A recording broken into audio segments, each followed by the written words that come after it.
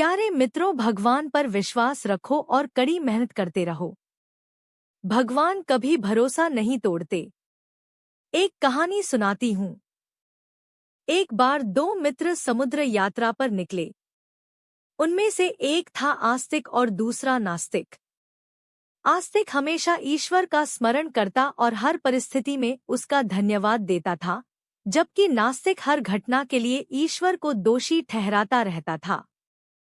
समुद्र में तूफान आया और उनकी नाव डूब गई। किसी तरह आस्तिक किनारे तक तैरकर पहुंच गया, लेकिन उसका पूरा सामान समुद्र में बह गया।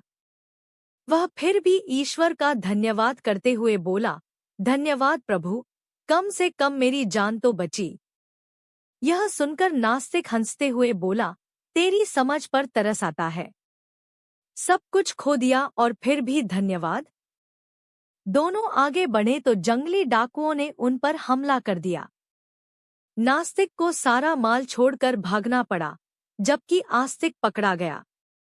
लेकिन डाकुओं ने देखा कि उसके पास कुछ नहीं है, तो उसे छोड़ दिया। वह फिर बोला, धन्यवाद प्रभु, अगर मेरे पास सामान होता तो डाकू मुझे मार देते।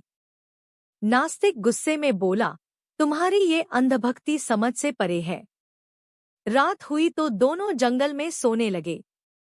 अचानक हिंसक जानवरों का झुंड आया और नास्तिक पर टूट पड़ा, जबकि आस्तिक सुरक्षित रहा क्योंकि वह पेड़ पर चढ़ गया था। सुबह जब नास्तिक घायल अवस्था में पड़ा था और आस्तिक उसकी मदद कर रहा था तो वह बोला, तू फिर धन्यवाद देगा? आस्तिक बोला, हाँ भाई, धन्यवाद प्रभु कि तूने मुझे ताकत दी जिससे मैं पेड़ पर चढ़ सका और अब अपने मित्र की मदद कर पा रहा हूँ। इतना कहते ही कुछ सैनिक वहां आए और नास्तिक को घायल अवस्था में देखकर दया आ गई। वे दोनों को अपने साथ राज्य में ले गए। आस्तिक की भक्ति और सेवा भाव से प्रभावित होकर राजा ने उसे अपना सलाहकार बना लिया और नास्तिक का भी इलाज करवाया। कुछ समय बाद जब नास्तिक ने देखा कि आस्तिक ईश्वर की कृपा से सम्मानित जीवन जी रहा है, तो वह बोला, भाई, सचमुच ईश्वर दयालु है, मैं अब तक गलत था। और इस तरह नास्तिक भी आस्तिक बन गया। प्यारे मित्रों, हमें अपने भगवान पर अटूट भरोसा रखना चाहिए। भगवान कभी किसी का भरोसा नहीं तोड़ते। और हाँ, अगर आपको यह कहानी पसंद आई हो तो चैनल को लाइक और सब्सक्राइब कर देना। धन्यवाद।